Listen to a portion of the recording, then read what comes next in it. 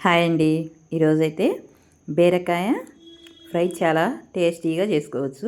ఇప్పుడు ముందు కడిగి పెట్టుకున్న బీరకాయను శుభ్రంగా చెక్కు తీసుకోవాలి. చెక్కు తీసి శుభ్రంగా కట్ చేసి పెట్టుకోవాలి. అన్నీ ఈ విధంగా తీసేసి ఇప్పుడు ఒక స్పూన్ ధనియాలు, కొంచెం ఎండు కొబ్బరి ముక్కలు, కోర్సుగా మిక్సీ బట్టి ఇందులోనే అల్లం ముక్కలు, కొంచెం వెల్లుల్లిపాయలు, అల్లం తక్కువగా వేస్తానండి. ఇప్పుడు తాలింపు గింజలు స్టవ్ మీద కళాయి పెట్టి ఒక 4 స్పూన్లు ఆయిల్ వేసి తాలింపు గింజలు, ఎండుమిర్చి, ఉల్లిపాయలు, పచ్చిమిర్చి, కరివేపాకు కూడా వేసుకున్న తర్వాత నానబెట్టిన కందిపప్పు వేసుకున్న, పచ్చెనపప్పు వేయొచ్చు, పెసరపప్పు వేయొచ్చు. నేనైతే కందిపప్పు వేసాను.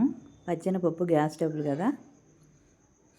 ఇప్పుడు ఇవైతే బాగా మగ్గించుకోవాలి. మూత పెట్టి సిమ్లో పెట్టే స్టవ్ చిన్న మంట మీద మగ్గించుకుంటేనే బీరకాయ కూర టేస్ట్ బాగుంటుంది. ఇప్పుడు బీరకాయలో ఉన్న నీరుతో కందిపప్పు అనేది బాగా మెత్తగా ఉడుకుతుందన్నమాట.